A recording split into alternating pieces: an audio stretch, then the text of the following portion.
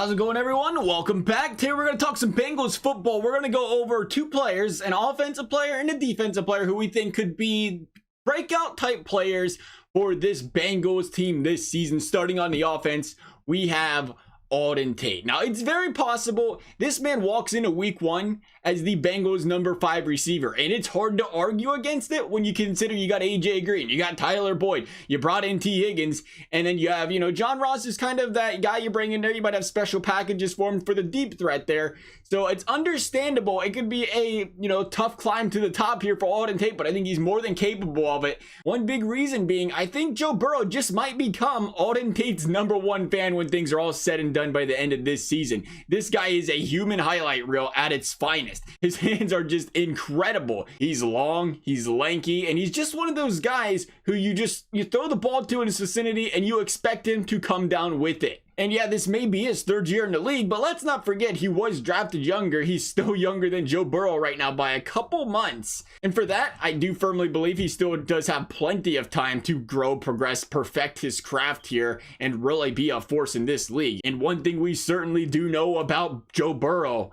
is how much he loves throwing in the tight windows, the confidence he instills to throw those tight windows, throw those deep 50-50 bombs, 2 areas where I really do think Auden Tate can excel in a very big way here for these Cincinnati Bengals and really flourish because of it. I mean, you look at this Bengals team, you got to find cracks, I guess, and I don't want to talk about it. I really don't want to wish injury upon anybody. Want to see a healthy squad here, but let's face it, John Ross, AJ Green have had serious issues with injuries over the course of these last couple of seasons, and for that reason, it's very possible it happens again between one of the two or both of them. Again, I hope it's not the case.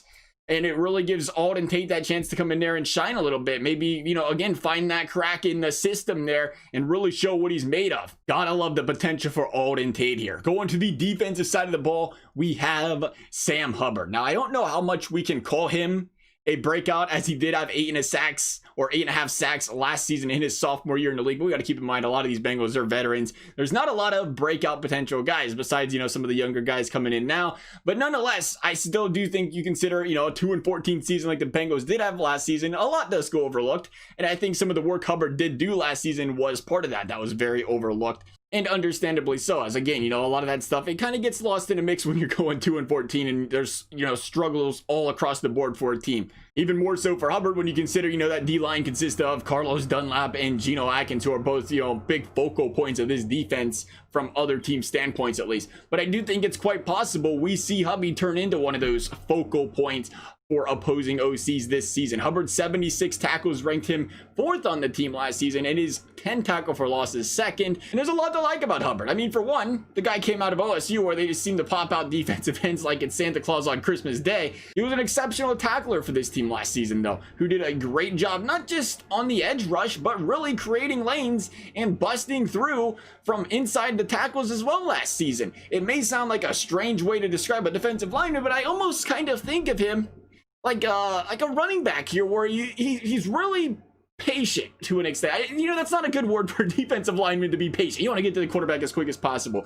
But it seems like he's very, I guess, methodical and good at identifying, the holes, the creases where an offensive lineman or somebody makes mistakes. He does very good at attacking that area, almost waiting for the opposing team to, make some sort of fundamental mistake per se there. But for that reason, it's easy to say, if there's one area of improvement for this man, it is, that initial push off or that initial move off the snap of the football here, where he could really work on, his initial finesse moves or getting past that offensive lineman off the get-go there. But the tools are there and the pieces around him are there for this guy to have a really good year, considering, again, the focus, it's going to be on Carlos Dunlap. It's going to be on Geno Atkins. He'll get the chances. Even the addition of DJ Reader here up the middle could really help improve this run game, could help improve Sam Hubbard's run defense as well here, who again, it's going to draw some attention somewhere else. Hubbard can improve on getting off those blocks, getting to that running back, which he didn't do an exceptional job with again last year. You throw on the secondary additions this year, where it's probably going to, hopefully, that's the case here, we're hoping it's the case,